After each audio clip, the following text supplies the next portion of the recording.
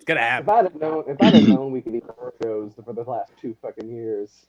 I don't. Only on Zoom, not in person. Wade, we need some answers for the Q Crew on the Tell Me More podcast. I am your host, Mac Moore, and Q crew. we decided to start with a cold open that Wade didn't even see coming. Like, that was as good as any Always Sunny intro. I'm just kidding. Nothing as good as Always Sunny. But we're going to try our best to bring some entertainment to our listeners. And we are here today to talk about The Boys Season 2 and something that Wade is so ready for. He even dressed up for it. We are going to have a Batman Films deep dive after... After, for our audio listeners who are only listening to the podcast, first of all, jump into the 21st century. Find us on YouTube, on Twitch, on Twitter. We're pretty much everywhere right now, and you'll see that Wade is drinking out of a Batman cup. He's got the Batman shirt. He might even have a Batman bong. I don't know what's happening anymore over there in the Christensen household, but he's having a good time. He's ready to talk about Batman, but before we get there, this is just a full superhero show, and that's why I had to bring on Wade and Brandon, who know a shit ton about superheroes, not because they watch just the movies, but they read the comics. And then we got Ethan, who pretends to know everything about everything, just like I do. Watch the movies.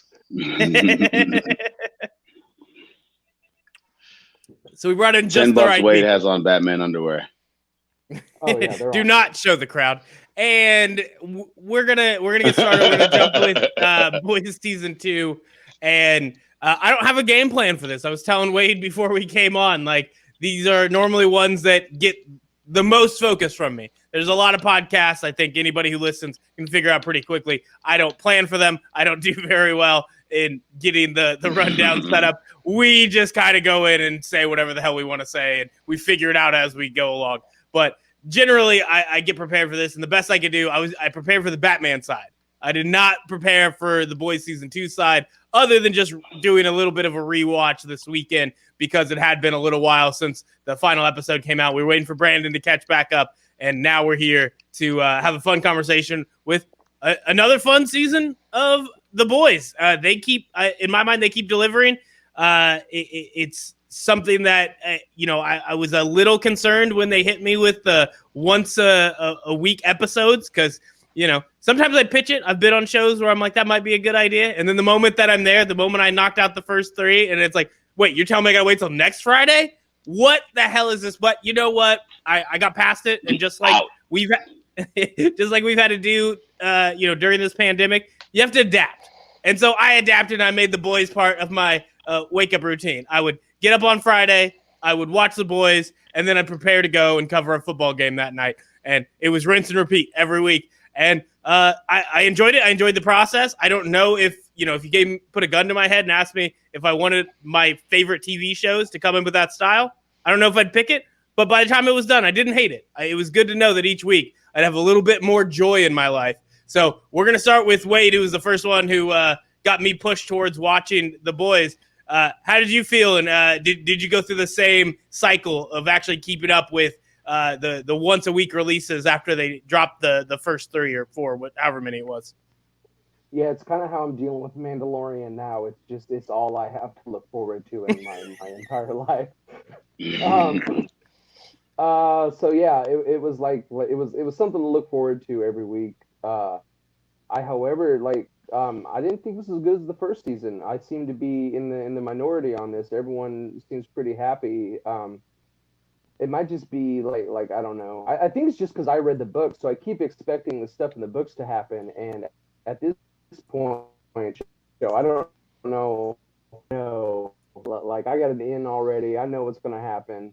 I don't have a fucking clue what's going on with this show, and it's great. It's exciting. It's taken all these characters I already like. I can't say I admire them, but they're all interesting in their own way, and I figured that was a story they were going to stick to pretty closely, but it's not at all, and it's still keeping my attention. I know a lot of people that read like Game of Thrones or Walking Dead, like they quit watching the show because they were just like, no, it's too much for me to deal with because it's not the same. I'm not having that effect with The Boys. However, like I am enjoying it, but I don't think season 2 is as good as season 1 in a lot of ways. I did agree with that, but like if it's a comparison, I would go season 1. But if I'm just saying, was that a good season? I definitely enjoyed it. So like as that being the bar, I think it cleared it. We could talk about a few of the things that might have dropped off, and then there's obviously the issue of it's not that it's different than the comics, but I know you were really psyched even in the first season. Like, are they going to get to a point where they are injecting themselves with the Compound V and That's all I waited becoming this whole season for. so, like, once you get through season 2 and you're like, we still haven't gotten to that point where the boys are just trying to, get on the same level as these, what are superheroes, but really are villains that they're trying to go up against. Having go through 2 whole seasons, there is like, even me, I was like getting to the end. I'm like, is this the moment? Like, is this when they finally decide to introduce that part? Are we doing it? They haven't done it yet. I'll have some patience, and I will try to get my mind set up to not be mad if that never happens through the series run. If they just plan to, remove that aspect entirely, I'll try not to get mad. But you got me psyched up for it when we did the last podcast talking about it. I want to see them fighting superheroes. Like, I want to see them punching, like, pedophile Charles Xavier's head off. Like, are you mad that they haven't introduced those other, groups that I am, because like the characters that they are introducing are very, very different from the book. I think we had Eagle the Archer, who's hanging out with their version of Aquaman. He's just mentioned in the books. I don't ever think he's actually ever even seen. And then Stormbreaker is a dude. Like, Stormbreaker is just like Nazi Homelander. So seeing this character that I know as this just Homelander in black and red with SS symbols and shit, like seeing that turn into this little petite girl with half her head shaved was shocking. Not to be a pun, I hate puns, so after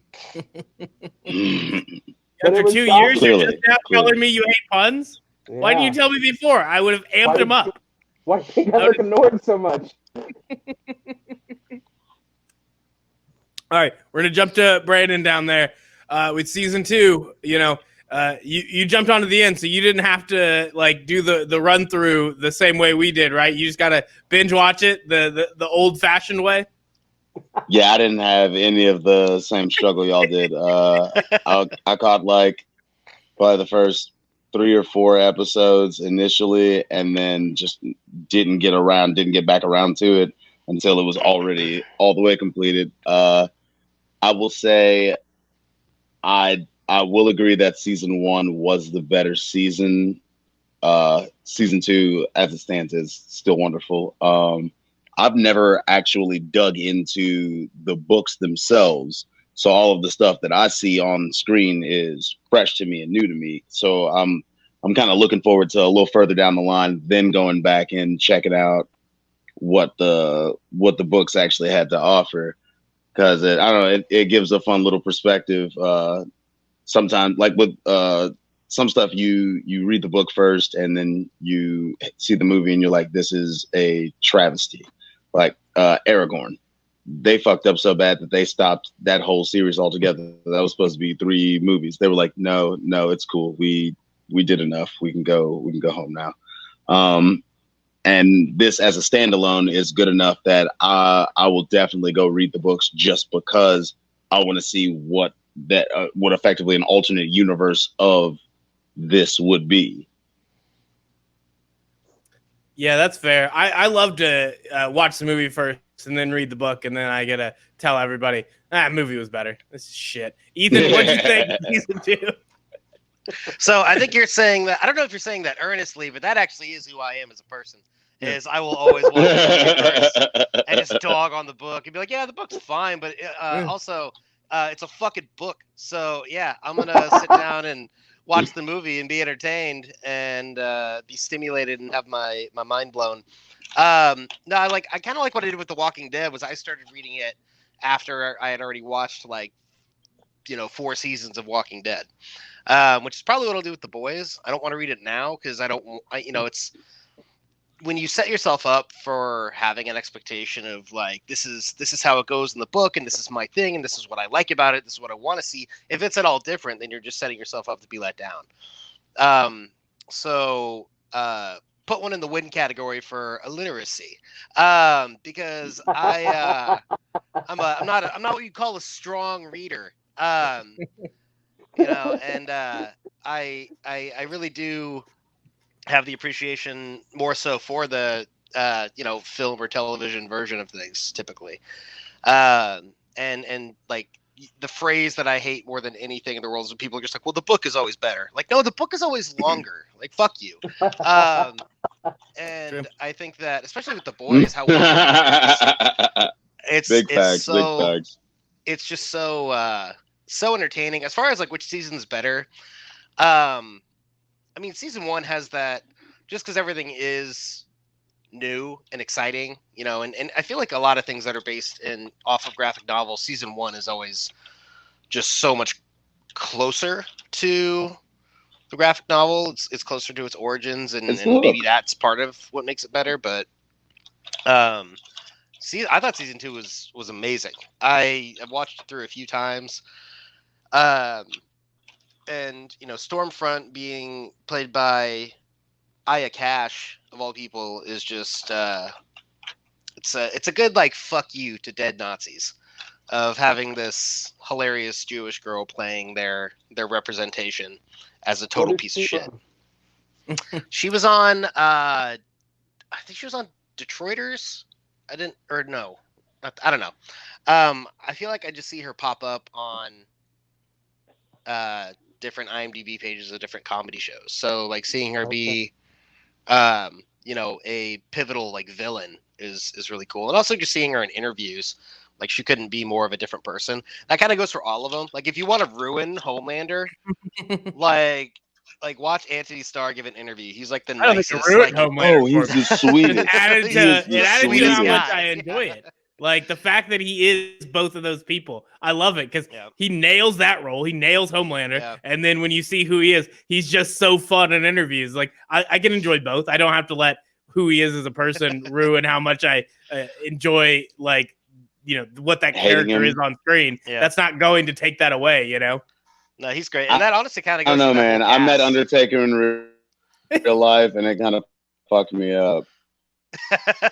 He's a super nice guy. I kind of need him to be like. I needed him like. Yeah, man. I was working at Dairy Queen. It was in high school. They were doing an event at the mall and came through, got his fucking brownie earthquake. Real nice guy, tip decent. Went on about his day. I was like, okay, cool. It's just a mountain of a human being that I've been, adoring since I was a wee pup, and you just wanted a brownie earthquake. All right, big fella. Right, and as the Undertaker in full gear too. Straight up, like all the way Undertaker. Yeah. You actually put all the ice cream in the urn and then ate it. Like that's you couldn't use a normal cup.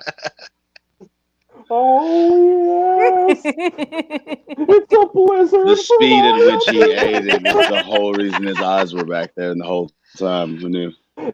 He does welcome upside down. Welcome into the Undertaker Farewell 30-year anniversary show. We're here to talk about the Undertaker for the rest of this pod. I think with those characters, particularly, you talk about Aya Cash, like it's amazing to think she isn't somebody who is like, Anthony Starr, which I didn't know about Anthony Starr's previous roles until I had watched The Boys. And then I was going back through and I was going to watch Banshee, which, as I've told Wade about, is like, that show is garbage, except Anthony Starr just drags it into being enjoyable. And like, there's just that type of performance he does so often. And when you bring in somebody who's more of a comedian that has to kind of match his energy, and you're like, is this going to work? She nailed the comedic parts in the early going. And then as they start to like, the mask comes off and you see the Nazi, then it's like, oh, is she going to deliver? And God, she delivered. The main point being to have that impact, like they found a way to turn really powerful performances from completely shitbag characters. They did the same thing in season 1 with whatever Aquaman's actual name is. I'm just gonna keep saying fake Aquaman because I forget the Deep. Thank you for bringing me like oh my god, straight up. And they did it again with season 2. They kept finding a way to make his story like matter and push the rest of the stories forward. And I have no idea how they did that because it was practically a magic trick when they did it in season 1. Like you thought the moment that they kicked him out, it was over. Yeah, but and then they kept it going. A very pivotal plot point of his, his relationship with the Church of the Collective, and kind of like you said, same with A-Trade. Shitbag characters that do things to kind of, flip the script from them just continually being portrayed as evil only. Like A-Train's a piece of shit, but he, does the right thing towards the end. It's the enemy of my enemy is my friend kind of thing. But the Deep has maybe my favorite scene on this entire season. Well, maybe two. There might be two. One is him taking mushrooms and talking to his gills, voiced by Patton Oswalt. Yes. Starts singing to him. That whole sequence is amazing. And then also just the scene. The hardest the show has made me laugh is the scene of him coming up on the whale when they're chasing the boat, and he just looks really serious and heroic, but it's just so goddamn silly. And then everything that follows that is classic. I think from the Deep, the best thing I saw out of him had to be when the leader of the Church of the Collective was like asking them about Eagle Eye, or whatever the fuck Arrow Boy's name is. Yeah. And he was like, "Oh yeah, he was with me through thick and thin." He was like, and the guy goes, "We don't talk about Eagle Eye." And he's like, "Yeah, fuck that guy." Yeah. Wow, you really are a piece of shit, aren't you? Oh yeah. Just clawing to survive. Mind my business. All right, so I was trying to look at the rest of this studio thing. Did anybody mention the scene of him taking the psychedelics and having Patton Oswalt be the voices of the guilds? Yes. Talking to Jesus Christ, it's good. That's just too good. It's amazing. And then he's singing "You Are So Beautiful to Me." Yeah. What's great is the whale, man. What I love about the guild part is it comes back later because he has that moment. He's he's figured out who he is. He's coming to terms with his body finally. And then you get Homelander that's just like, your guild. It's showing. It's fucking disgusting. And you're like, that moment. So it just all, everything works. Everything comes back together. They're not wasting seeds. It's crazy. Unravel his life in one fell swoop. Man. So he's definitely got some of the best moments just on the whole series between the two seasons. The one of him stealing the dolphin from Ocean Land or whatever, and it flying through the windshield and getting. I think that's season 1, but oh man, the Deep's got some great moments. So he is definitely the comic relief of the 7. They've really rounded out, so many of the characters, and then even as they're bringing in new ones, they're making everything, kind of work in this ensemble. And I just wondering when you're trying to balance that, was there any character that you felt maybe didn't get the screen time that you thought they would, or you thought they deserved, or anything that kind of stood out as there's just too many balls in the air in terms of them trying to keep all these characters going and the story moving forward? I don't know, not really. I mean, I think that they do a lot of season 2 does a good job of giving more insight to a lot of the characters. I think you could maybe use a little more insight on, maybe A-Train's past a little bit. But everyone else, gets a lot of, there's the whole episode of the flashbacks with Frenchie and getting to kind of see a little bit more of who he is. And then, the bonding episode between Starlight and Mother's Milk is very good for kind of giving, again, more insight to who he is. So I still feel like they left Mother's Milk a little flat as far as character development itself went. He definitely feels like it's cool that we get a little more insight into him, but at the same time his character just kind of felt static. Whereas everybody else, you can feel some big move or change within their character. I don't know. He kind of has always been the same from the start. Not to say that he's not interesting, but he just hasn't changed at all. And that almost, to me, that almost seems intentional. You know, I think that's part of his appeal is that he is just the most steady, most solid one of the group. Right. He's like the linchpin. Yeah, like he is static because and he is predictable because he is the most held together, like in season 2, like, Huey's on the verge of a nervous breakdown and Frenchie is still, dealing with all the guilt of Grace Mallory's grandkids dying, and Billy Butcher is Billy Butcher. And, he is kind of the glue that holds all those guys together. And it's almost like he doesn't have time to worry about himself because all these other guys are so like almost erratic. I think Mother's Milk's just the only stable one because they couldn't bring themselves to explain why his nickname is Mother's Milk. Interesting backstory with Mother's Milk. I don't know how they're going to do this in this show. They're going to avoid it. Yeah, well, it's his name, so I don't see how they will. So they made it through 2 seasons. They called him something else. Did they? As far as a proper first name, what was the CIA agent lady? She called him Marvin. Maybe? Something else that started with an M. Marvin, yeah. No, yeah. So they might try to go away from it. But so like the whole reason he has superpowers is because his mom basically got radiation from the compound V and working near it. So he gets super strength by sucking on her titties. It's really, really, really good. And now we're canceled. Really, really disturbing to see this 35-year-old mountain of a man sucking on this giant boob. At least he has an excuse. Yeah. At least he has an excuse. Fucking Homelander does it for the fun. Yeah, he's doing it for the greater good. He's doing it for you, Wade. But I hope season 2 is going to dive into the backstory on why the boys want to be the boys and why they hate superheroes and stuff. And we're still just kind of left with all we know is Huey's girlfriend got destroyed, and that's really it. And the stuff. We got butchers. Yeah. Like. Oh yeah. Yeah. We got Mother's Milk, a version of it, like when they go and confront they talk to the lady to figure out the past of Liberty. So you get at least a version of Mother's Milk telling why he's out after superheroes, continuing the fight his father started. And they cover Frenchie too, of it kind of being like he's given an ultimatum of either you go to prison and your friends go to prison, or you help me with this project. It's not. I mean, it's in that flashback. Right, come work with him. I forgot all of that shit.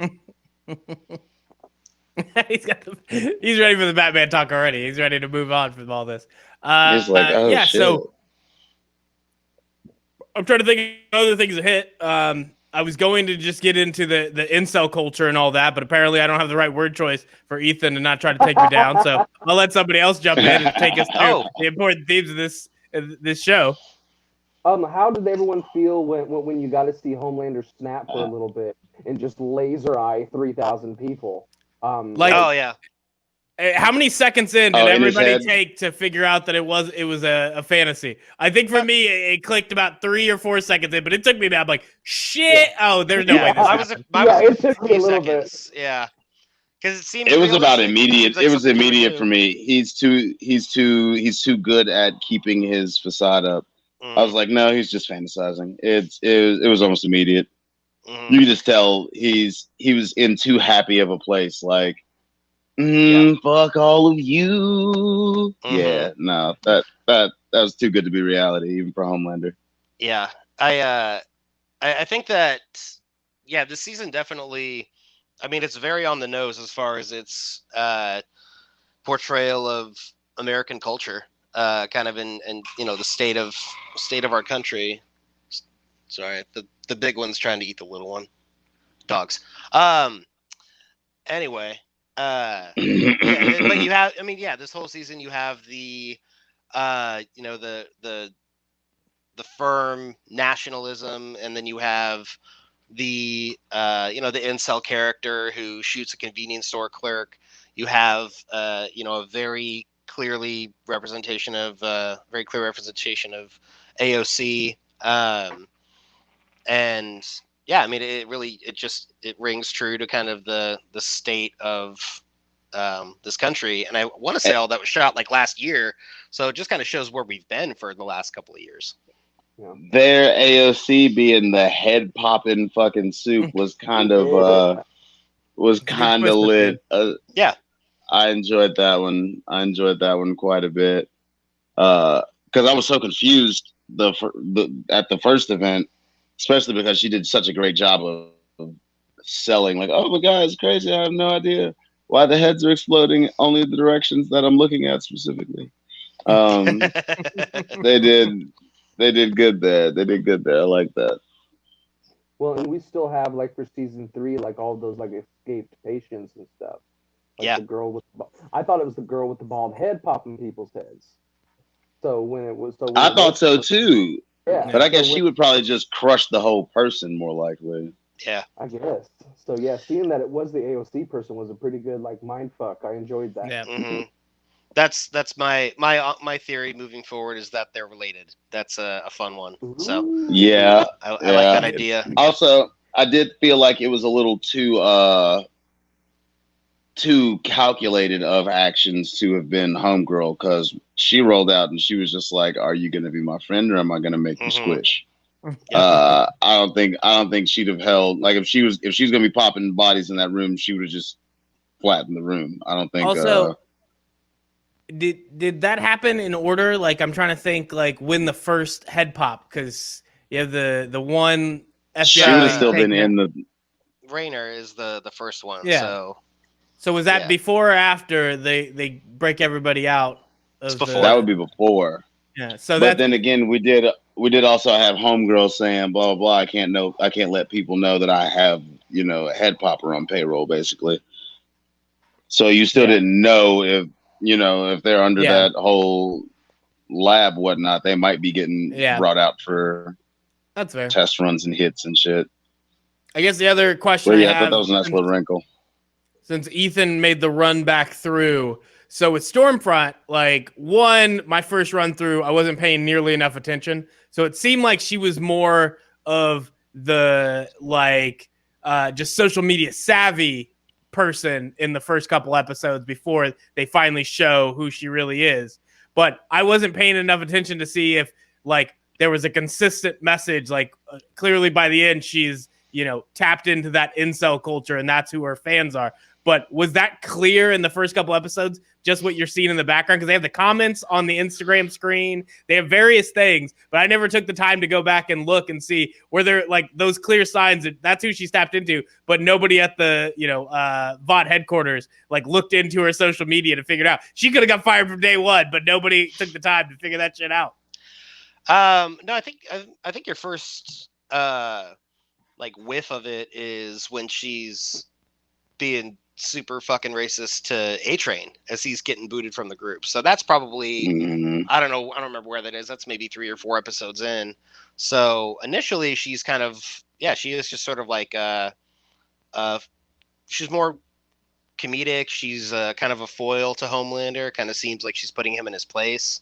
Yeah. But then she feels like a superpowered version of one of the girls from Broad City. Yeah, basically. yeah. So that's why it was extra strange when you see it change. And I was just wondering if, when you go back and look, that it, the actual Instagram post might, still be that same conversation. Just she wasn't saying it to us yet, And that's kind of what happens with the incel culture is that, they're pretending to be somebody else in other platforms. And then it's at whatever moment they decide to turn it or to try to convince somebody to agree with them, then it's shows up at the end. But at the beginning, they're trying to be buddy with you. They're pretending they're a normal person, and then they just start slipping racist shit in. And that's what she started doing by episode 3 and 4, and then it just went full blown. And that's literally every time an incel person blows up in a Facebook chat. So I was just wondering if there is that stuff in the background, how much detail, or if she was just putting on the full fake version of herself. And then once she, found her lane, then that's when they started showing us those, comfortable. various memes that got a little ridiculous. She got to the deepest levels of 4chan. Right. She kind of uses, and there might be earlier hints too. I'm sure there are because the show is so well done. But that's when it at least becomes apparent. And her initial exposure. Actually, her initial exposure is probably more when I'm going to go back and actually say it's when she's fighting the super terrorist whose name I forget, Kimiko's brother. And that's actually probably your first actual look at it. It's the first clear one. That's actually probably because I think she murders an entire black family to get to him in the first place. I so forgot, there's a few things there. That, but yeah, that's probably your earliest one is how she behaves in that instance. Because before like you said, it's like she's the hip millennial and she's getting and she's going against the system and has all these people on her side and is holding rallies. And then it's, it ramps up to being, there's so much like racial motivation behind what she's doing. Yeah. So like I said, it was interesting. I was planning to go back through and pay attention to that and just try to document and see, because, it's like little Easter eggs, it's like, here's the sign of where that character is going, ones you wouldn't notice on first run through. But I think the way they built it up was really solid. The way that she is taking somebody like Homelander that is already a terrible person, but it's like there's a difference between just being terrible and then being focused. And so that's kind of like her big thing is she's taking his his powers, taking his motivations, and then turning it to where she wants it to be, and that creates a whole new monster that Homelander is for the second half of season 2. So I think a lot of those things were really important. And then heading to the end of it where you get this big face off. I guess that would be the one question I really have, because I know there were a few critiques on that, which is just this big battle at the end where for some reason, like, Starlight's powers don't mean a goddamn thing. Like, it's just very confusing how she's part of the 7. And so it's really just Stormfront by herself being the only one showing powers in the final bit. It takes, so many of them to take her down. It made for a weird. I think it might just have something to do with the fact that Stormfront is just legit that strong. Like, she's been around for ages. As you can see, she's eaten fucking laser beams to the chest, like, like it's fun. So she might just be outright that strong. Remember, Starlight's only been at this for a little while. Yeah, and we're only seeing her vaulted in that position. We're only seeing her appear weak against, top tier superheroes like Homelander and Stormfront, where anytime you see her going up against, your run-of-the-mill criminals, she is, still a superhero. So everybody else gets clapped. Yeah. That's fair. I was just wondering what people thought with that, because it goes back to that initial conversation where the whole show is built on a bunch of normal people fighting a bunch of superheroes, and without that angle of the compound V starting to be used by the boys, you just have a lot of disadvantage for most of the good guys. And in this case, even the superheroes that are on the side of good, they seem to be at a huge fucking disadvantage. And it takes all of them to even slightly stand up to people. Mostly they only win because of a child. Like, that's the only way to get the victory over these people. So it's an interesting way to go with that in a superhero show. Is there any other major points? I think we're going to make the transition and start talking about our Batman films, our deep dive. Anything to hit on the boys before we finish on up? Yeah, I would say, you do get a lot more. We were talking about insight into other characters. There is a lot more insight into who Homelander is. None of it's good, but it's like his relationship with Doppelganger and how he just goes to this private cabin and is trying to kind of live something of what he considers normal, or he has the one person who's validated him who is now gone. It shows how desperate he is. And the coming to the point where he almost sucks his own cock, I think, is money on the table. That was pretty fucking good. Left money on the table with that one. That's Because- gold right there. Yeah, it shows how, like, season 2, you really do see how emotionally weak Homelander is, even more than in season 1. And I think that, that is all topped off with him jerking off on top of Vought Tower in the moonlight. Man, that Just that because he just can. yeah, just because he can. it was such like a it sums Dirk him up. Diggler moment.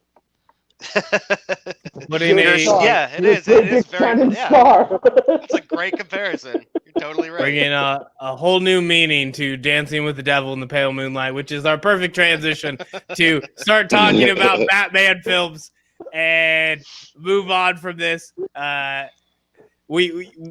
I want to get started with just jumping in. The reason we wanted to do this was entirely because I have watched Wade's progression. I have seen him change as he first got the news of Robert Pattinson becoming Batman, and it drove him to return to drinking. And that's the level of power it had over him. He was so angry, so frustrated. And then to see the joyous look like a child on Christmas, to see the trailer of Robert Pattinson, the unveiling of him as Batman. So I'm just going to kick it to Wade. I'm going to let him bring me in, talk about your fandom, because obviously you got the shirt, you got the cup, you got the Batman emblem on your truck. Yep. So I'm going to leave it to you to Knight. explain why you love Batman, and why first get us to that moment where you were so crushed by Sparkles taking over the Batman role. Yeah, go ahead and put the team on your back, Wade. Also, before you get there, Brandon, can you turn your video back on? So that's kind of a thing I've been working on a little bit, and yeah. Try to exit out and come back in on the link. I was saying I might have to leave and come back in. Yeah, that'll be the best plan. All right.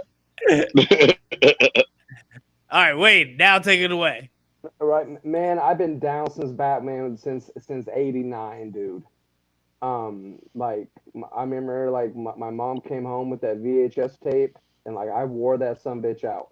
Like it was the coolest VHS like box too. It was just an all black box with a gold Batman symbol, and it had like a Pepsi commercial like in it where like Alfred gives him a Pepsi. Oh, your Pepsi, sir. Like it was the shit. It just got you ready. And like I think like 1992 Batman Returns came out, and I remember it was like the first movie like where I didn't have to like sit next to my mom. She let me sit up like 2 rows ahead of her. I was like 6, so like it was huge for me. And like Danny DeVito just fucked my world up in that movie. And then like every day coming home from school and watching the animated series, like every single day, like that was like my soap opera. So I've just been like he's been like the coolest superhero in the world to me since I was a child. But they tricked me yet again. I had a similar response when they announced that Heath Ledger was going to be the Joker, where I went outside, dropped my knees, screamed at God, and then Heath Ledger turned out to be maybe my favorite Joker. So similar thing happened. Robert Pattinson happened. I went out, made my quarrels with the higher power, and then and then the trailer came out a couple weeks ago. And then when he beats the shit out of that dude with the face paint and just punches him and keeps like punches him to the ground, and then just goes, "I'm vengeance." Like I came like I've never came before.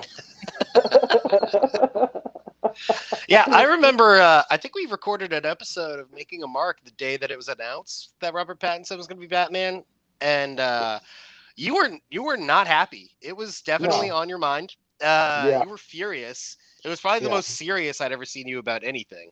So I'm glad that you're happy now. I think I drank with you guys before the podcast. I'm like, give me some of those little bottles that only alcoholics have. Yeah, I'll take some of those. Rude, but yeah. All right. So it's been a whirlwind of emotions for me. You got man, I can't think of his name right now. The dude playing the Penguin, Colin Farrell. They just got him in a fat suit, looking crazy. Uh, just everything about the trailer was just sold me. Like the Nirvana song, just the. I love Batman being in a dark world. Like that's the coolest thing about the comics is that you show Superman, Metropolis is sunny, everything else, Justice League's all in space. Gotham is always dark and rainy and shitty, and that's what this like that's the way it looked within Tim Burton's world. That's the way it should always look. Gotham should look like it sucks. And yeah, I'm so pumped for this fucking movie now. But it's been delayed twice now, so woohoo! Thanks, COVID. All right, Brandon, do we get you back in? Kinda. So for some reason, even though my headphones clearly indicate that they are Bluetooth connected to my phone, it does not seem to give a shit. All right. So I've got video back, but I now don't have anything in my headphones. Well, can you hear us just talking like on the phone fairly well? Yeah, that's where we are. We'll live with It's gonna have It'll to be do. fine. So, getting going on the Batman movies, just starting. We're just gonna hit Batman rankings for the movies first. We're gonna go order. I'll say top 5, but for me, I have a top 4, and then I just have a garbage bin. So, as we get going, as much as I love when Batman is done right, I really hate when it's done wrong. There's a lot of movies in the mid-90s that are done wrong. So I will kick it to Ethan first, since he has the least knowledge. He can give us his bad rankings, and we can correct him. Ethan, what are your top 5 Batman movies? Okay, Batman versus Superman, Batman and Robin. I'm not that fucking ill-equipped. I just wanted to see Wade's face.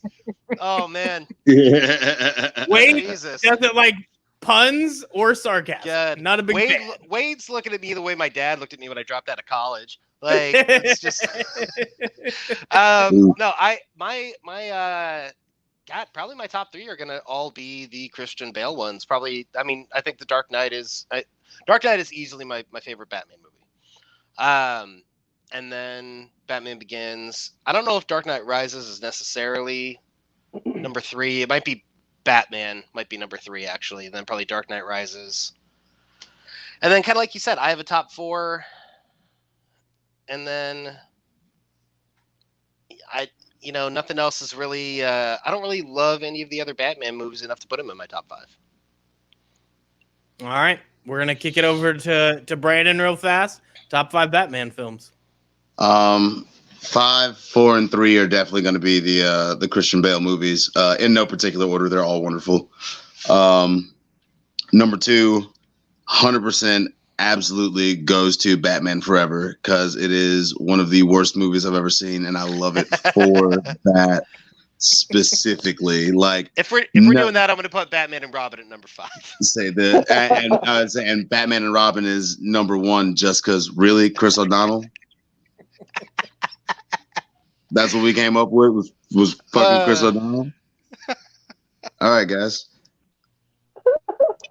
Yeah, I mean that's pretty much it for me. If all 5 of them are playing on the TV on TVs at the same time, I'm going to tune in to Batman and Robin and Batman Forever before I watch any of the other ones. I think that the Ben Affleck Batman, I can appreciate that they tried, and I can see that Ben put the effort into it. I don't like it. I think it's trash.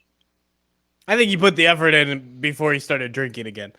That kind of derailed it a bit. If we're talking about Chris O'Donnell, I do have one question. If he was, born 20 years later or 15 years later, if he lands in the middle of the CW creating all these superhero shows, does Chris O'Donnell's career survive? Does he get to be a lead on absolutely superhero show? He'd be like Speedy or some shit like that. Like he could. There definitely would have been a spot for him. He's just like you said, like 15 years too old. Yeah. I think the Chris O'Donnell, Stephen Amell beef would have been the worst thing that I wouldn't have paid attention to. But it's interesting to think about. Wade, we're gonna run up to you up the ladder. I assume you do not have such a disrespectful list of top Batman films. My list was fucking beautiful. You don't hate. Yep. Wade, go. Number 1, Dark Knight. It's got to be like it's an almost perfect movie. Number 2, Batman Begins. It reignited Batman for me. I don't know if there's ever been a movie I've been so excited for than Batman Begins. Number 3's got to be the '89 Batman. It's so good. Jack Nicholson dancing to Prince through the museum is fucking iconic. Number 4 is Mask of the Phantasm. I know we was doing animated ones. Oh snap! That's where all the best Batman movies are. Mask of the Phantasm. Like you could list Mask of the Phantasm as number 1, and I can't argue that. No arguments here. Number 5 for me would have to be Batman Returns, with Danny DeVito as the Penguin. That's fair. That's fair. My list is close, but a little bit different. Dark Knight, number 1. I'm going Batman 1989. That's the number 2 for me. Then it's Batman Begins. I understand why it would be higher. For me, I'm gonna leave it right there. I think there's a combination of Katie Holmes being not nearly good enough. The fact that it's like, we can't deal with this again. Go get Maggie Gyllenhaal. Is she not the definition of mediocrity? Am I tripping? Is that just me? So I think there are some issues that they have to overcome. And I think if I'm picking, Batman is so iconic, having Michael Keaton, have Jack Nicholson just delivering these amazing performances. That if you're trying to be a Batman purist, maybe you'd argue like he's not the best Joker. He's like Michael Keaton doesn't make sense as a Bruce Wayne or Batman. I think with the way Tim Burton created that film, those two deliver such amazing performances. It's kind of like, people complaining about like Heath Ledger's Joker being like sort of like a drug addict type, that is ripping off from Clockwork Orange. Like what he delivers is fucking perfect. I don't need him to be the exact thing that the Joker is in whatever comic, as if the Joker has never changed over, 60 years of being a character, shut the hell up with this idea that they need to meet this perfect image. I know what they bring in that Batman, freaking great. And then Batman Begins. One thing that bothered me about that Batman series in particular was a thing that always stood out to me is Christian Bale's just too fucking small to be Bruce Wayne. Bruce Wayne is a big fucking dude. I mean, Michael Keaton's smaller than Bruce Wayne. Right. And so if it works, it works. I'm not going to go against either one. I think the same way everybody was just okay with Hugh Jackman playing Wolverine, even though he's a foot too tall to do that. Whatever. It works. He delivers. Christian Bale is, physically a shapeshifter. So, he's that size on purpose. However big Christian Bale wants to be, he'll be. That's a Tom Hardy ass move if ever there was one too. Tom Hardy could be 5'7", 145 tomorrow and 6'7", fucking 275 next week. Tom Hardy will be in an Andre the Giant film that they're going to be making. He is not letting Chris Hemsworth one up him with the Hulk Hogan film. Tom Hardy can be any size he wants to be. So after 3, then 4, I'm going Batman Returns. And then I didn't throw in the animation. I left it open for Wade. I'm purely keeping it to the live action films. And for me, I'm going Dark Knight Rises as that 4th spot there. Or how many movies have I counted? That's 5. So that's 5. Those are top 5. And there's no need for anything else. Nothing else exists. All other live action, it is just a garbage bin. And as you saw from our messenger back and forth, as I asked Wade, all right, pick one. Give me which pill to swallow for Batman Forever or Batman and Robin. And guess what? It didn't matter. This is the worst version of the Matrix. Red pill. It was big bad, but it was so beautifully bad because it was so over the top and just it was a spectacle. It was a spectacle of shenanigery.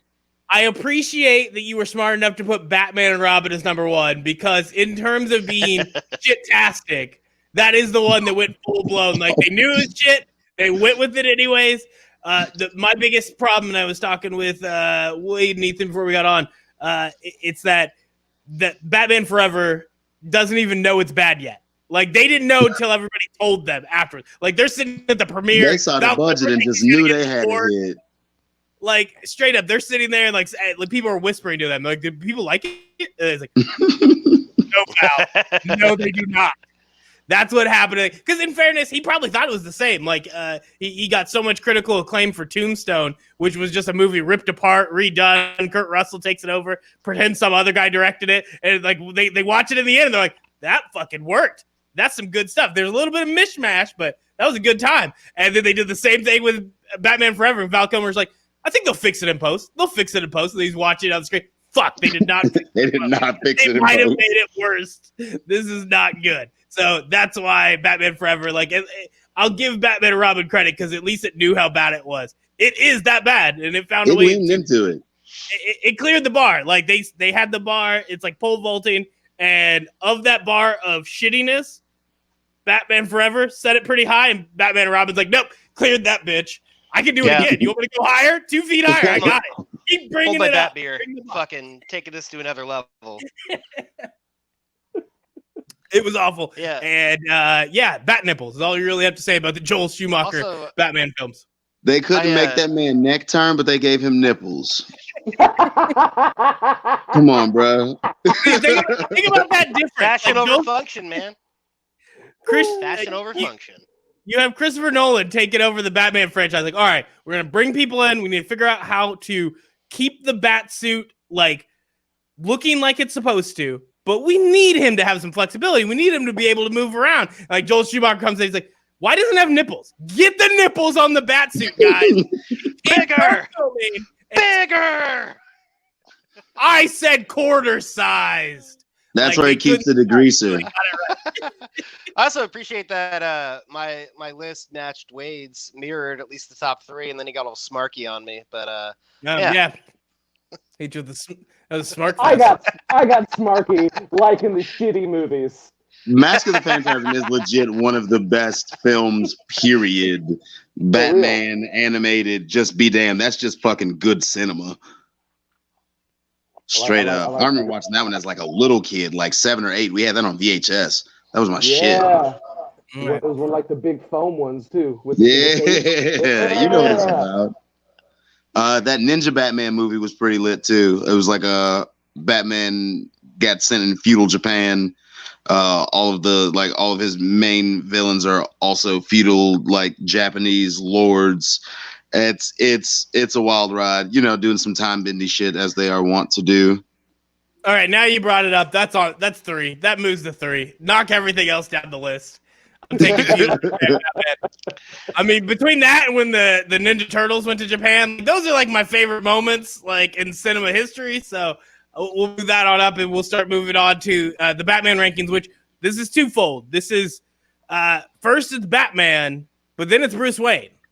These are two different things. People don't know that you can be a good Batman and still not pull off the Bruce Wayne. You could be George Clooney, who might be one of the best Bruce Waynes. He's probably the best Bruce Wayne. He sure as hell should not have been Batman. So we're going to go through that real fast. Batman rankings, and we're going to do this reverse order. We're going to start with Wade. Give me your top. I don't even know if it's 5. Whatever the list is, give me your Batmans in order from best to worst. Or start from worst to best. I don't care.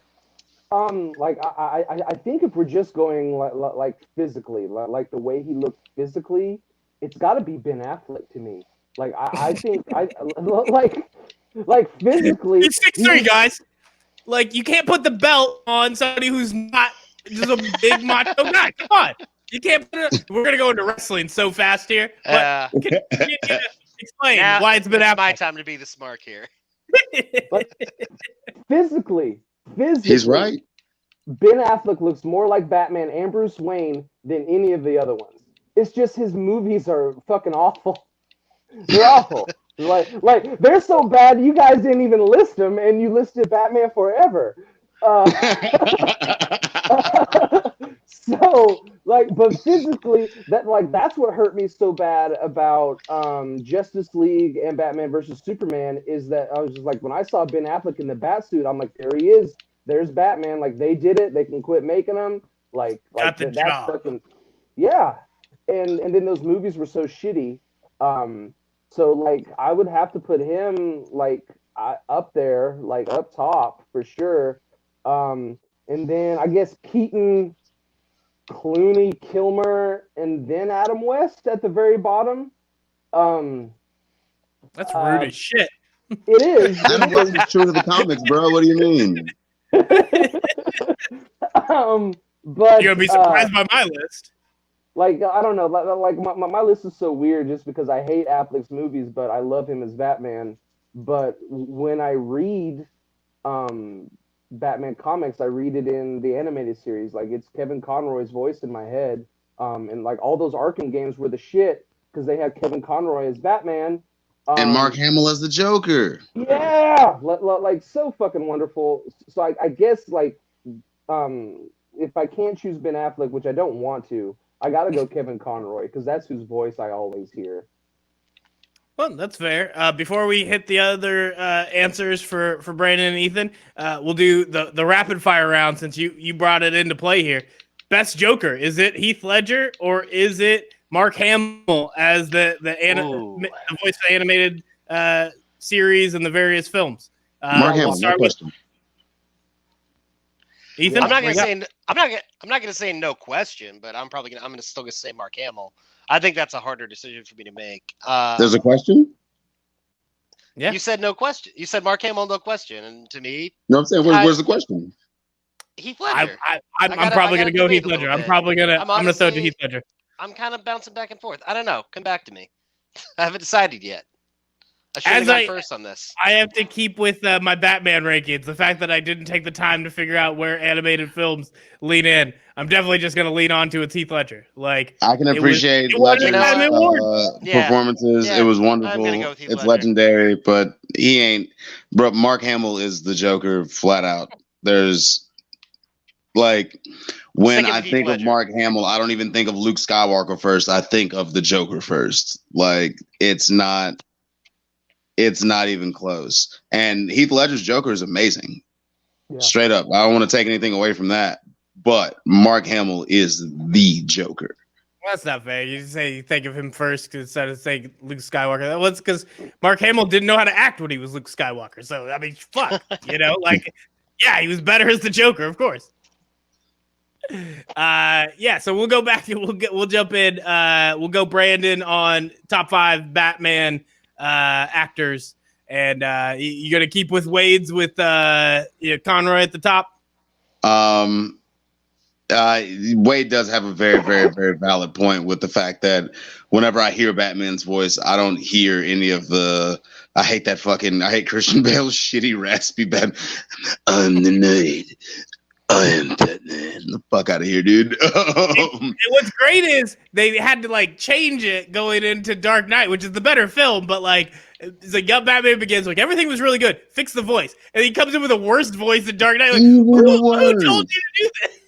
As far as just the straight look as Batman, number 1 definitely goes to Ben Affleck. As far as the look as Bruce Wayne, that's George Clooney. Stood. Fucking baby blue-eyed killer. There's no two ways about it.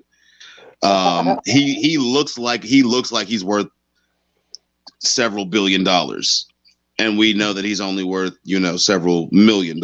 But regardless,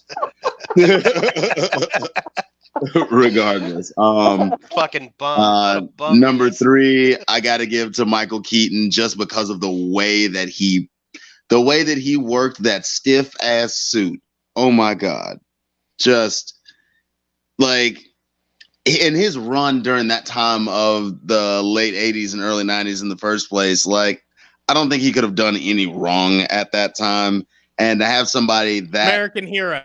He didn't be bad to become American hero. He already was. Right. To be that physically unattractive and still cast as Bruce Wayne, that speaks to your chops, dude.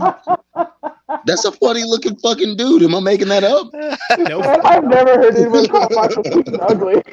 I wouldn't say ugly, but funny No, looking without a I doubt. didn't say he was ugly. You I can't be said he Bruce was Wayne. physically You can't be Bruce unattractive. Wayne. We had a whole Like conversation about that's Michael fair. Keaton's funny looking before we started recording this.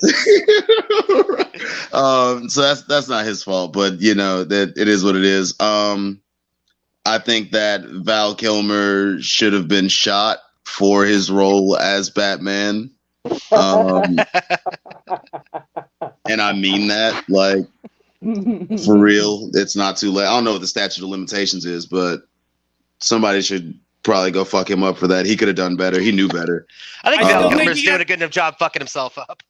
I think they screwed him over in post. I think they took all the worst takes because like you watch in the middle of the film, there's like a one scene sequence where I think that's what Val Kilmer wanted. And he's like, that's what we're gonna do the rest of the time, right? And like, yeah, just give us one more take to kind of see what else this is. And they went with all the like third takes. Like when Val Kilmer finally did what Joel Schumacher wanted, like, perfect, we got it, let's go. And Val's got to be pissed. There's no way Val thought that movie looked like it did. There's no way. Reading I don't the believe the IMDb trivia for that movie, and he didn't speak to Schumacher for 2 weeks. Yeah.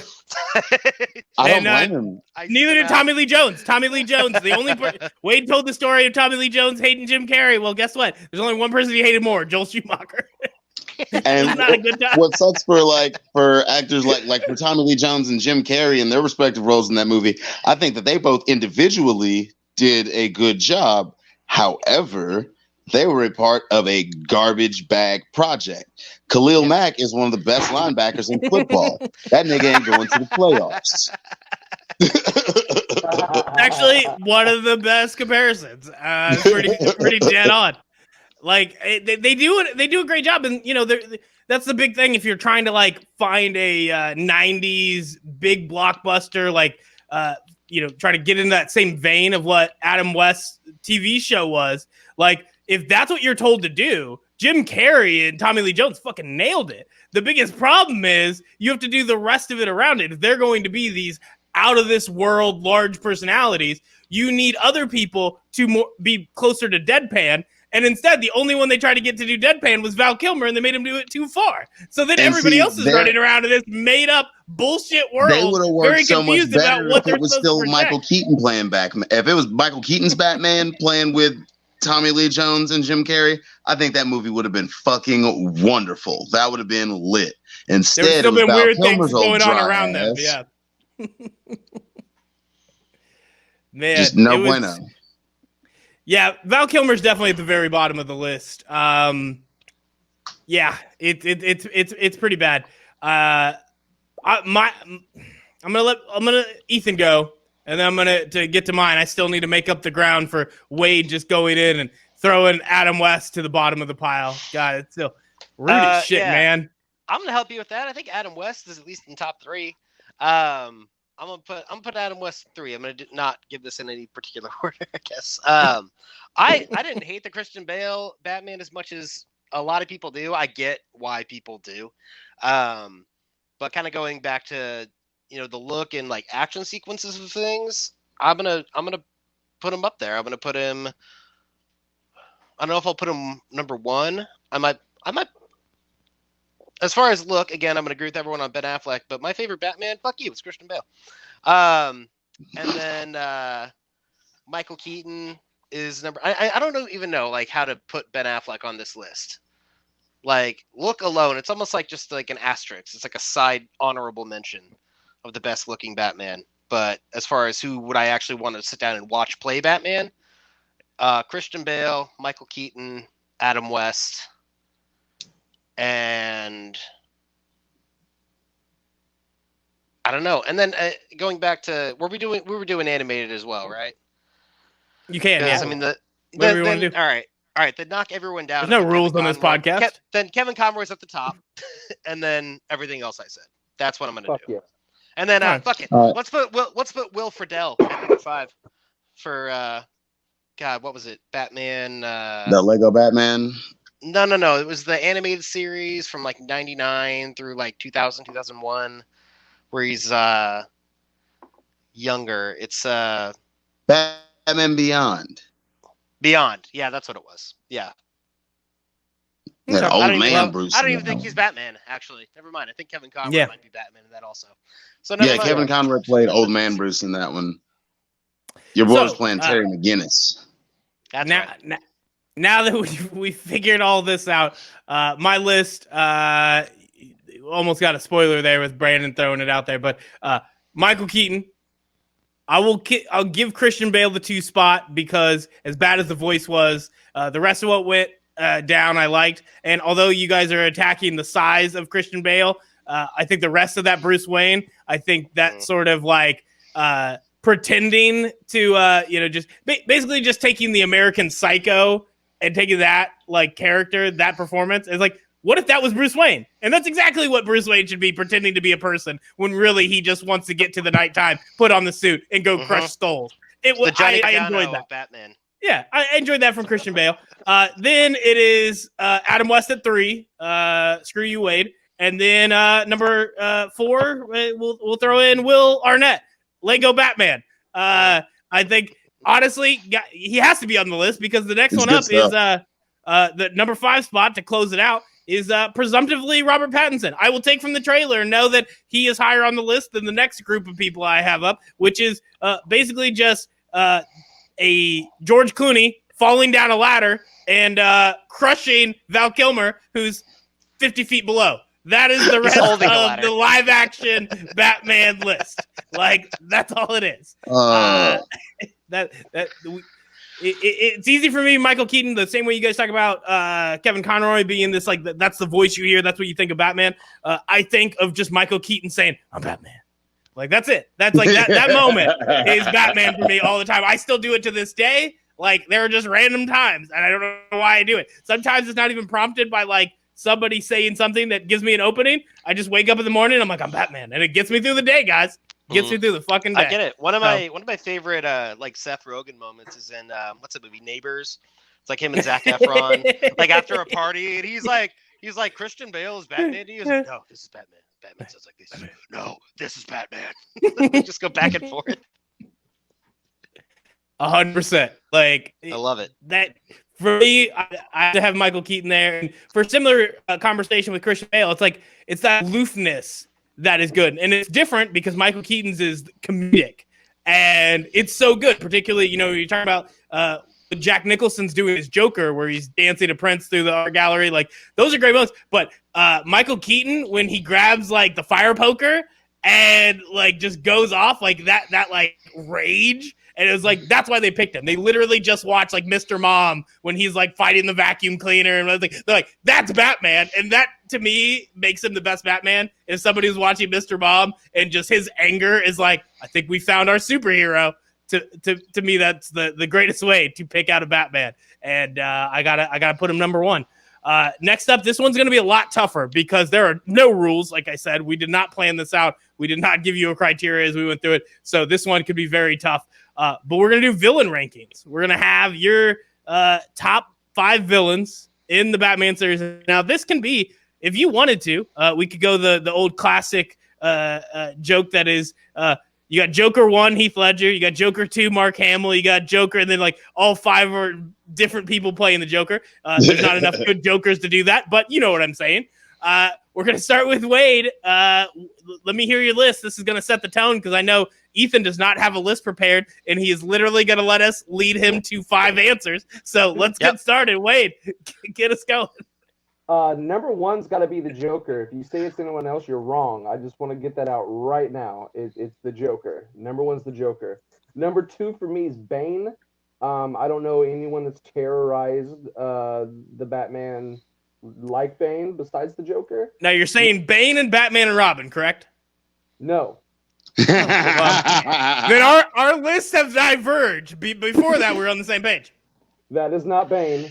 That is just a green monster that just says. That is once again the final solution. Full circle on the podcast. Yeah. Spoiler alert! All of mine are going to be from Batman and Robin. Number. Where am I at? Okay, 3. I think you're 2. Number 3, I gotta go Deathstroke.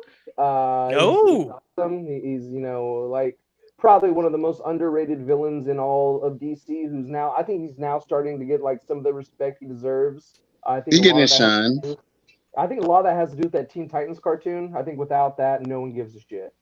Mm-hmm. Number 4, I guess I pick like Two-Face or the Riddler. Like I can't really choose. And then number 5 is a new villain within the last like year or two, a character called the Batman Who Laughs. And I feel Ooh. like the creepiest, like just the creepiest looking villain that there is. So that's my top 5, I guess. He's like Before, BDSM Wayne. yeah, oh yeah, it's so odd. It's like Hellraiser meets the Joker and Batman. It's fucking amazing. All right, fair enough. Brandon, top 5.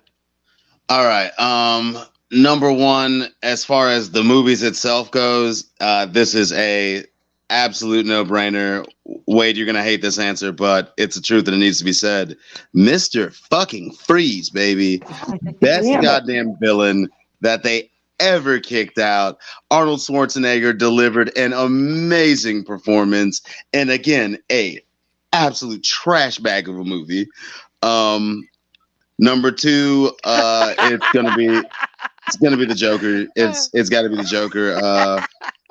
Whether it be Heath or the Mark Hamill Joker, either one works. I prefer Mark Hamill, of course. Number Sorry, I can't 3. I can't even look at Wade right now. He's so disappointed in me right now. He's about to light a real cigarette. Right, he's hurt. Number 3, I'm gonna have to go with Tom Hardy's Bane, because good grief. No, you get to know what it feels like, Batman. Like, You know what's how great? do you make that voice sinister? You know what's great? I understood what you said more than I understood anything he said in that movie. What's that? Was that number 4? Number 5, I will go with Uma Thurman as Poison Ivy, because she made Chris O'Donnell look like a reasonable actor for at least a brief moment. You know, I gotta say, this has inspired me. I think an animated character just made it onto my list now, but only to stop the tragedy that Brandon just brought us with his top 5 list. So, Ethan, tell us who you got at 5, and I swear to God, if it's all Batman and Robin, you're out. You're out of the Q crew. You're out of the Making a Mark podcast. Disconnect your mic, bro. All right.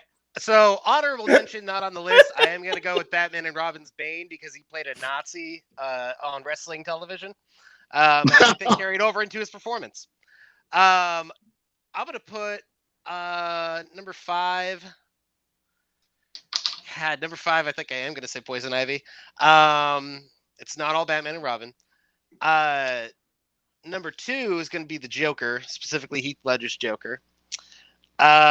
Maybe number 4. I really like Scarecrow from Batman Begins. That was a good one. I've enjoyed that. And then number 3 is probably going to be Two-Face. Really, any iteration of Two-Face. And number 1, Tommy Lee Jones.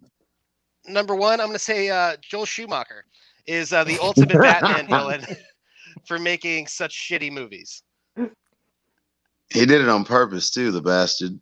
Yeah. He had fun with it. Like, he was more focused on. He was like, I'm just gonna put some gay innuendo in here, but not do an effort to actually turn this into a gay superhero. He's just like, I'm just gonna mess with people. And he made 2. He didn't make a second one. They let him do it again. He almost convinced him to make a third.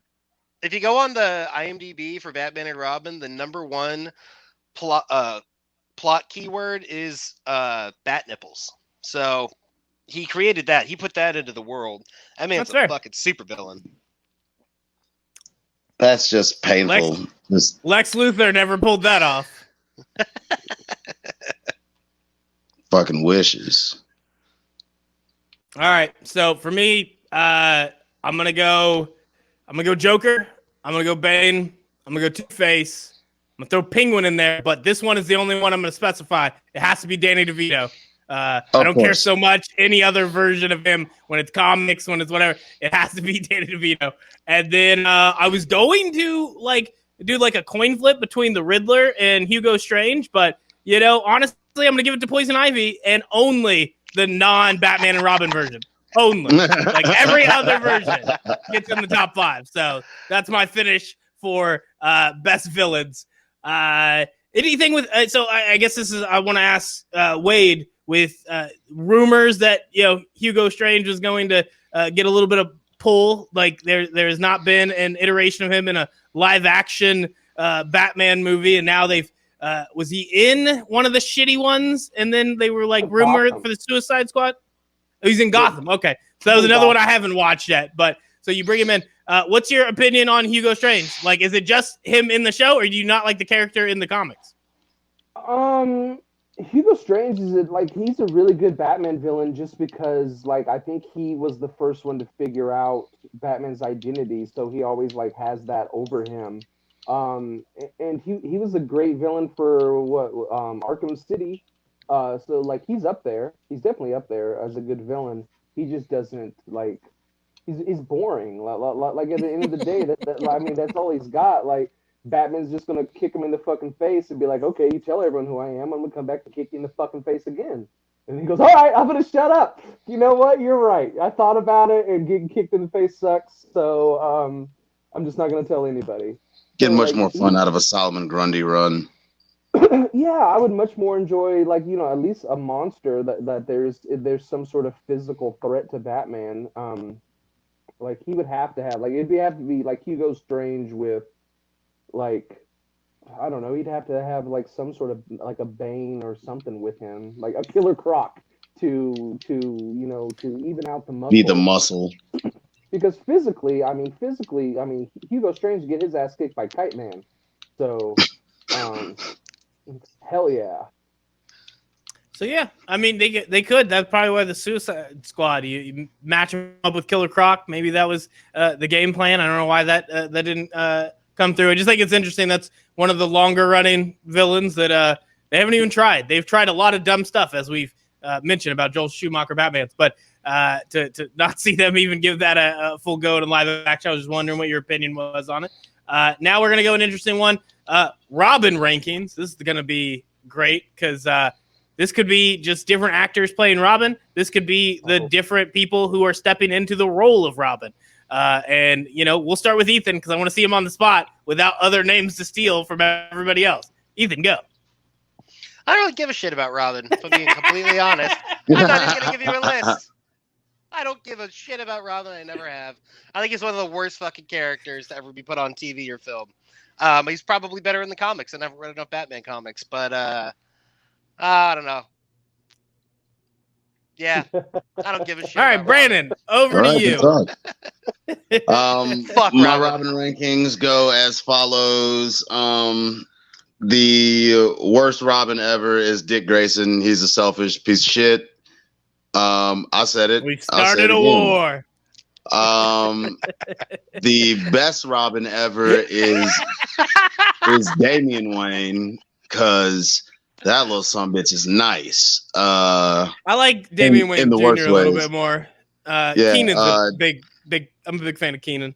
Damien's a dog. The second best Robin of all time is Jason Todd, mostly because of what he went through and coming back as the Red Hood, getting beat to death with a crowbar by the Joker because Bats wasn't on his game, and then exploded real good. That's definitely worthy of mention. And then Tim Drake just floats around there in no man's land because, I get it. He's supposed to be the best detective, but he just never really did the thing for me. He's boring, effectively. Brandon, so that's slut. I said what I said. God damn it! Wade seems ready to go into a promo. Go for it, Wade. You could not be more wrong.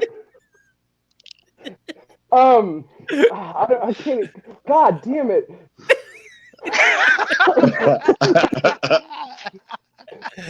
I feel like he didn't like my answers. Did he not like my answers? If you hadn't gone before me, I thought your list would have been out of spite.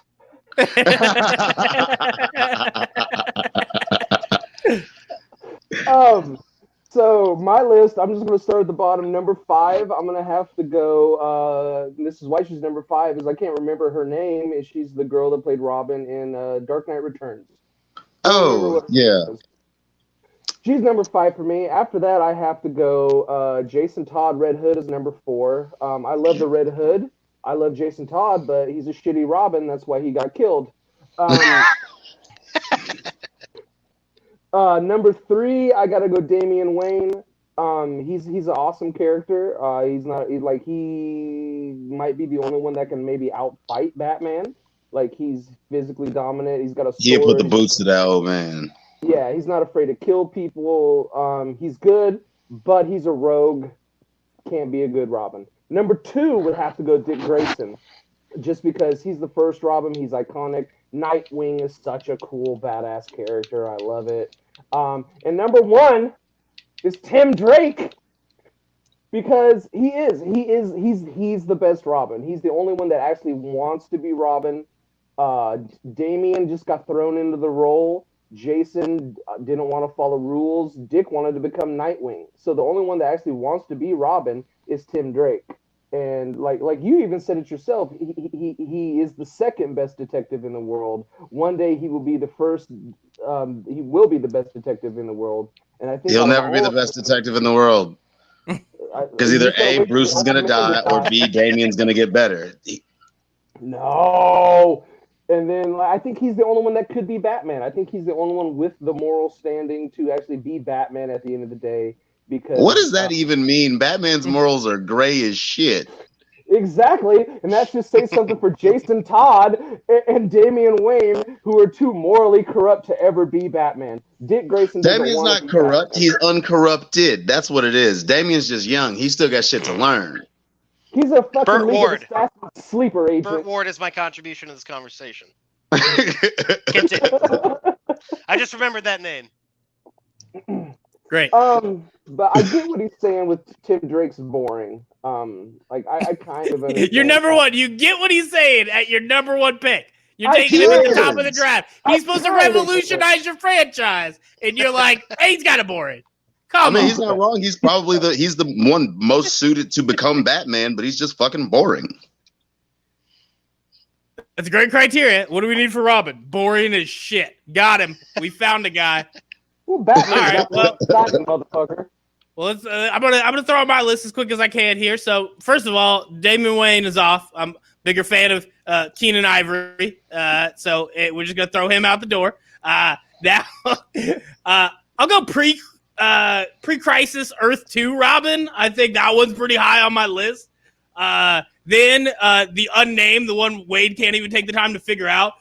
Carrie Kelly is 4 for me. So just eat it. I'll throw Tim Drake in just for the sake of it. He can't be left off the list.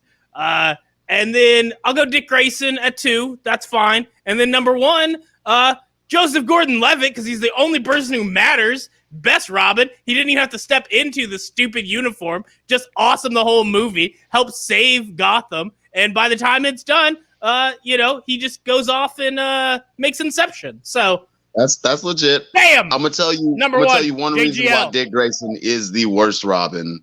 It's because of what he did to Oracle. After the Joker didn't paralyze her and all this shit, he was like, "Oh yeah, love you a whole bunch," and she let him smash anyway, even though she has no feeling in the bottom half of her body. And then this nigga turned around and sent her an invitation to his wedding to Starfire. Fuck Dick Grayson. That's fair. All right, before we get on to just a rapid fire of various, top performances, just give a shout out to Robin Toy Wonder. He gets honorable mention for me for top Robin. So rapid fire, we'll just start. Who's the best Alfred? You got it. It's very important to have somebody who's in Batman's corner, keeps his life going, folds his laundry, because you can't do it yourself when you have to be a playboy by day and a skull crusher by night. So who do you have the top one? And, I'm going to tell you right now, when I pick, it's going to be about who I want to be my butler if I was stuck in the role of Batman. So that's how I'm going to do it. Not even so much who's the best actor or like whatever, but who's your best Alfred? Wade, stop making that face. Go. I guess it'd have to be the old man from like the first 4. He's the only one that survived those first 4 movies. Like, he beat out lead stars and directors. So that motherfucker's a survivor. Somehow he's still banging broads that Alicia Silverstone's like his granddaughter or something, even though there's 80 years between them. So good for like he's doing all that butlering and still knocking it out. So yeah, I don't even know that dude's name. He's just Alfred. So I pick Alfred. That's a pretty good way to pick it. Alfred is your best Alfred. You're right. That's pretty freaking solid. Brandon, who do you got for your best Alfred? I'm going with whoever that is in the animated series, because that one most closely ties to the comic book Alfred, and that dude is a straight up combat butler. Like, you thought you had the drop on Bruce, and then all of a sudden you take like. There's one panel in particular where someone gets into the Batcave and you just see a clack clack and it's fucking Alfred with the 12 gauge. Like, ayo, Bruce don't kill people. I do not have that same aversion. Like, this is a whole ass combat butler. He'll hit you with the slapjack in the back of the head, call it a day. Like, Alfred gutter as hell. So yeah, also I'm going with Alfred.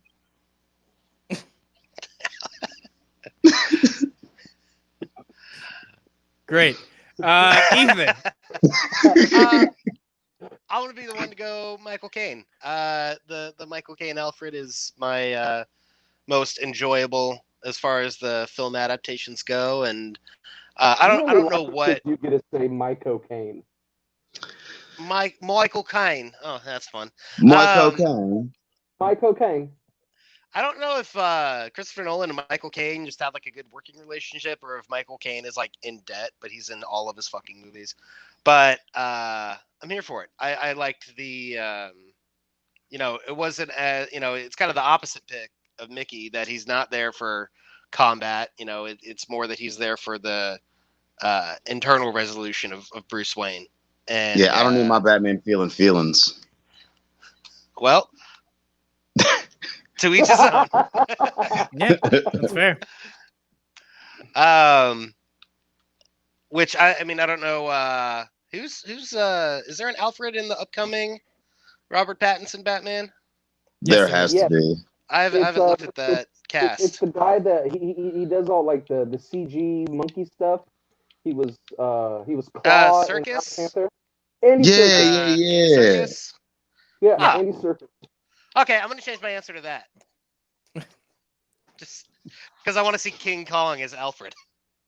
I'm glad I put half a day into prepping for this so you could just randomly be told that fucking Golem is Alfred. You're like, I'll take Golem. I guess. Yeah, that's fine. that's Haven't awesome. seen him do it. Didn't know he was in the role until today, but I think he's the best at it. Excuse me for understanding good So booking. what? There's another right? one? I'm going to go with Alan Napier from the 60s TV show. I think, as I mentioned earlier, Wade's making the face. I already explained it to you. I was Batman. Alan Napier had to sit there and deal with Adam West's dumbass. He had to tell him where to go, what to do, keep him in line. I need that as a Batman. I couldn't pull that off if I didn't have somebody who was just constantly up in my shit being like, quit being a dumbass today. And that's pretty much what Alan Napier did as Alfred in the 1960s TV show. So that's what I'm taking. He's the classic. We need some representation from the show that was so bad but so good. People enjoyed it so much that Batman continued to find new iterations year after year, because they wouldn't even have made the 1989 Batman if there weren't just a bunch of movie execs like, how do we cash in on these idiots that still love that weird campy version of Batman? Let's make a movie. So I'm going to give it to Alan Napier. That's my best to pay respect after Wade just shit on the Adam West Batman to start the show. I couldn't believe it. Like, that was a great way to start off on. God, that's a wrong foot, man. Like, you can't start off that. First and foremost, Fuck the most iconic Batman to ever live. Now we can continue. Now we go to the rest of it. Best with that campy shit. Best Gordon. I was gonna say Commissioner Gordon, but I don't care at what point in his career you pick. If somebody likes the show Gotham, more power to you. Don't tell me to watch it, but we can pick a Gordon from any era, any time frame in their life, and we'll start with Wade. Who do you got as your best Gordon? Man, that's a hard one. Like I gotta go Gordon from animated series, because all the other ones, I didn't really like. I didn't think Gary Oldman was he was okay. Gary Oldman might be number 2 for me. I thought the Gordon didn't like him number 2. I guess just because who else do I got to choose from? Like I have the guy that was in the original 4. Like I don't even know who he was. He didn't look like Gordon. He didn't act like Gordon. So he can't even be Gordon in my head. So my choices are animated series. Just ripping on Pat Hingle. Yeah, I don't got a computer in front of me to look up names. Sorry. You should. Star Seed, Pat Hingle. God damn it. I will, however, say I'm excited for the guy in the new one. I don't know his name either, but he played Bernard. Jeffrey Wright. Jeffrey Wright. Yes. I'm looking at it right there now. You go, Jeffrey and Wright. I didn't look at it. I just knew. So I think he's going to be. I think he's going to be really good. I'm looking at a James Gordon photo that looks like Leon from Resident Evil. So that's where I'm at right now. Still new as Jeffrey Wright. Yeah, I haven't actually looked at the cast of the new one until right now, and I'm getting excited for it. Got Zoe Kravitz as Selena Kyle. Got Paul Dano as the Riddler. Like, fuck yeah, I'm here for this. Colin Farrell. Yeah. I'm excited. I like they've taken a second crack at making Catwoman a black chick. Yeah, I mean, it might. Did they take a first one? Did that happen? Well, kinda. I think the moment you go and get the guy from Miss Congeniality, you weren't really trying to make a Catwoman movie. They were just trying to make some money. That was easy money. If only they would have made a rated R so they could pop one of Halle's berries out. Goddamn, what a waste. That basketball court scene was really good. I enjoyed that. That's classic cinema now. Really, really good stuff. I wish they show it in film class. I've never even seen the movie. Well, I'm not going. Unlike you, Wade, I'm a good friend. I won't tell you to, I don't know, randomly watch Batman Forever or go watch the Catwoman movie. I will let you live in peace. I will let you get through the day without having to deal with that shit. You should do it because you should know.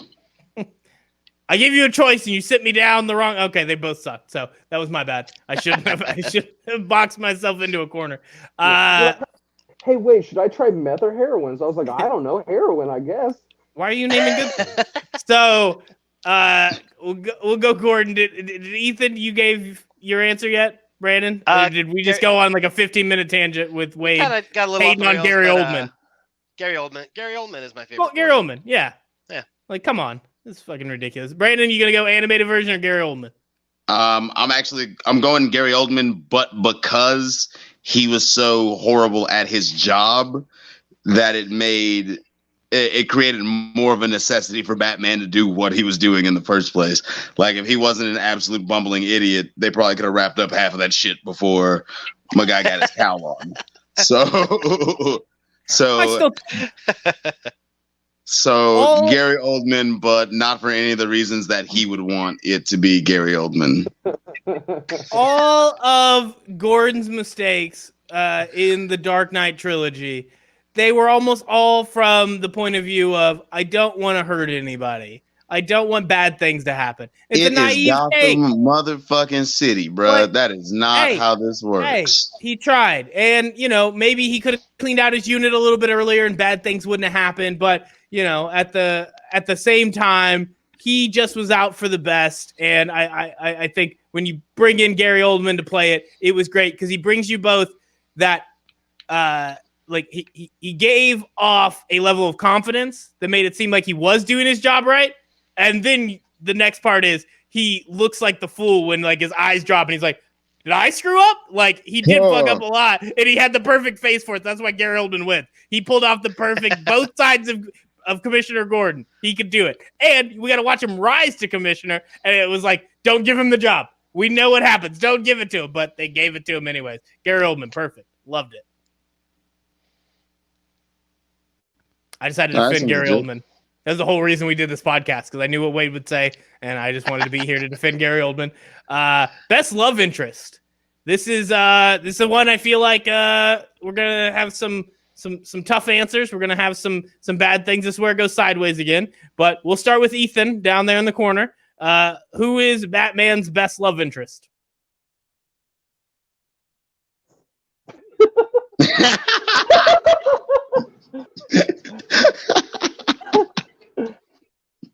I have no idea what happened.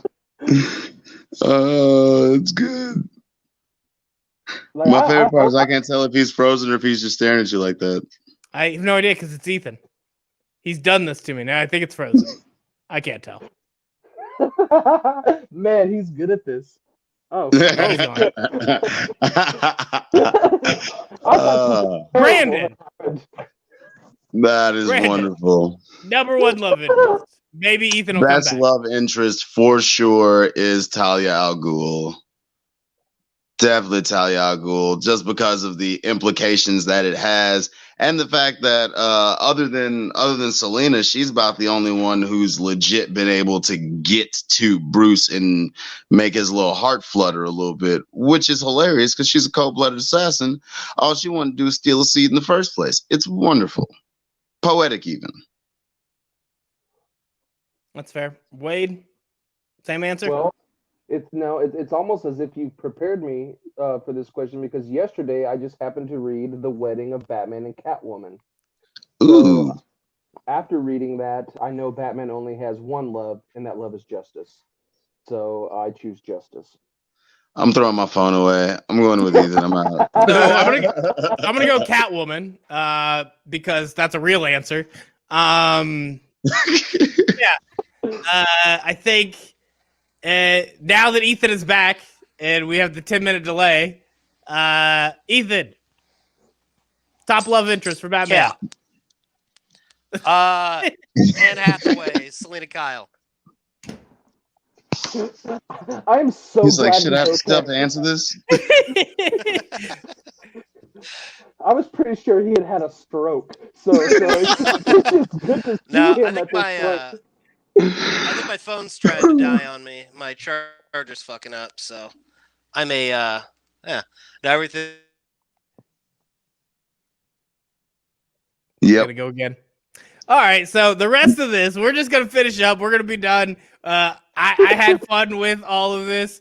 The last one, which is fun because we already were getting into some blending wrestling in as much as we could, fantasy booking things, and deciding if we're gonna bring in Wade, we're gonna bring in Ethan. There was no way to do it without talking about wrestling because that's just what we do.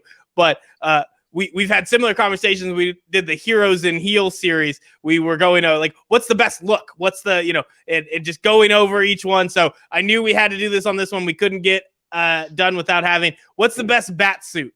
What's the, and this one, if you have enough offhand, if you just want to start listing 5, you can go for it. If you just have one that you're like, this is the one, this is my favorite look for Batman. Let's hear it. We'll start with Wade. What is your favorite bat suit?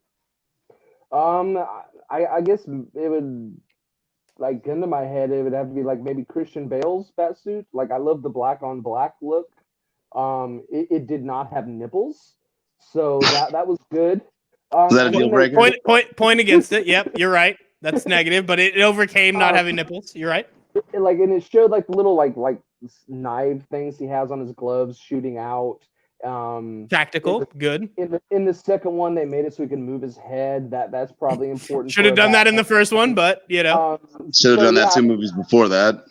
I guess Christian Bale's. I guess it was pretty good. Ben Affleck's suit wasn't bad because it looked like Dark Knight Returns, so I was in on that. But yeah, I guess Christian Bale. All right, Brandon, what's your favorite bat suit? Actually, I like the Batfleck suit. That's because that gray is just so iconic with the obnoxiously yellow logo. Like, it just all of it seems like something that would look impractical to see a superhero running around in the real world in that. And they did such a good job of translating what is like cheesy, blocky animation into something that really felt real. Behind that, you got to give it to the nipples, dude. You got to give it to the nipples just because it's iconic. It's iconic. It is simple as that. It's iconic. They're aerodynamic. And then after that, I would have to go, and I don't care if we're talking about it or not, Terry McGinnis's Batsuit from fucking Batman Beyond. That thing is just too slick. I love that design on that red bat symbol. Like the whole thing. They did a great job of doing futuristic without going overly like over the top. They didn't like super tech him out or anything as far as visibly. And I think that was just a cool iteration. Mouth, with that suit, because it takes away like the one human part of Batman. It takes that away in that suit. Yeah, just the whole thing. He is literally the Knight now. Yeah, you might be right with that one. All right, I think if I didn't have to see them move at all, like I'm just seeing it. Like I see what it is, but I don't have to watch Batman do any action sequences. I think I'm taking the original 1989 Batman movie suit because it looked awesome. And then when you see him have to move, and it's basically he just stops and does like a full like 90-degree turn and then starts running, not so much. But not a very practical suit. I enjoy the look on it, but I think I would take like the and I don't know if this is just like the 90s. It's like Batman animated series, like. I'll take that as having just this, very clean look. It is the one I think of if I'm not thinking of Michael Keaton as Batman. You're right, the Kevin Conroy right up there, and it goes with that first look at him. Like gray, you got the black cape, but it's like blue on the underside of it. Like I think all of that comes together really, really well. The problem is if you try to do that in live action, it looks like shit. Like you can't really pull it off. It has to be closer to what you guys are talking about with the Ben Affleck one, trying to get the Dark Knight Returns version. You need a little bit darker gray, not as just the colors should not pop. They should be a little bit more drab if you're going to do the live action version. So that would be the one I would pick at the top. It's like a coin flip, and since it's animated, I assume moves much smoother than the Michael Keaton Batman suit. Maybe who knows. It'd be great. There should be one animated series. I guess maybe Lego Batman. Maybe he went, but no, I think he had more flexibility than Michael Keaton did. Just Definitely as a Lego did. moving I saw him around. turn his head. So yeah, I think that's all of it. Is there any other Batman topics we want to hit and finish up and get out of here before Ethan tries to return? I think that hits most of the fun bit. Which was the best Batmobile? Ooh, who had the best Batmobile? I think I'm gonna take like the efficiency. I'm gonna take the versatility. I think I'm gonna go with the tumbler, just as like then it turns into a motorcycle, and then then as I keep like changing it to add more pieces to it. I know it doesn't look the coolest, but that would be the one that I'm like, I could fuck shit up with the tumbler. I'll take it. That's fair. Yeah. What do you think, Wade? I don't think I could choose between the Michael Keaton one, or it's between that and I love the Adam West Batmobile. The only positive thing you've said about the 62. You want the Batmobile with the red pinstripes and the fins. Oh shit! Oh, what is wrong with you? Yeah, they call that thing the panty dropper, son. Look at the grill on my Pimpmobile. Yeah. Yeah. I'm gonna hit the hydraulics on it. Oh shit. Right. Let him know. Let him know. Yeah. I'd probably have to give it to the Keaton, that long ass Buick of a fucking Batmobile that he had. I thought that shit was just too slick. And then in the front. Yeah, with the whole turbine on it, I thought that was the coolest shit. Aside from that, it's almost hard to pick anything other than the tumbler. Aside from the fact that Keaton Batmobile is just so iconic for for what it is, because it was like almost a replica of the one from the animated series. And he's like, "Oh, look at this! I'm just gonna drive it straight up the side of a 90-degree angle and ride up this building." And they never gave you any fucking explanation at all as to how or why that worked. They just went with it, and you're supposed to be like, "Yeah, it makes sense. Batman's got the tech. That seems legit." And it's not legit. It's fucking bullshit, and I love it. What I also love is in the 89 Batman, so he's got this fancy Batmobile that's defying physics, but his like camera system is like clearly 10 years outdated from 1989. Like it's like all they could find was like 4 cameras. Like I think this is what a billionaire would have to protect his house. And you're like, I'm pretty sure the Radio Shack has a better security system than Bruce Wayne did in that Batman. It was freaking ridiculous. Oh goodness, man. Yeah, I think that about does it for me. I think so. Those are the important points. All I got to remind you guys is make sure, if you need it, just let me know, because I can pack a sandwich for you. You know, that's the most iconic line in any Batman. He didn't even go get food. You can't say the line and not go get food. I was expecting like a Taco Bell promo. Come on, I was thinking it was going to be a McDonald's promo because that's where the toys were coming out of. Then they just implied it so that you could piss the kids off and have them hungry when they left the theater, so you had no choice but to stop for McDonald's on the way home. It's back when they used to do subtle advertising as opposed to shameless shit like they do now. I need man, it's a rough night. I should have one of these wonderfully refreshing Newport menthol cigarettes, brought to you by R.J. Reynolds. And there's no better way to finish a Batman podcast than talking about Newport cigarettes. So that's all we have. Ethan did not make it back in time. I'm glad we got together to talk about both The Boys Season 2 and to talk about a deep dive into the Batman films. So Wade, thank you for coming on. Brandon, thank you for coming on. And Ethan, even though you're not here to hear it, I hope you go back over the video and hear. Fuck you, Ethan. We're out. That's all we have for this episode of the Q Crew on the Tell Me More podcast. Q Crew. Later, folks. Oh, you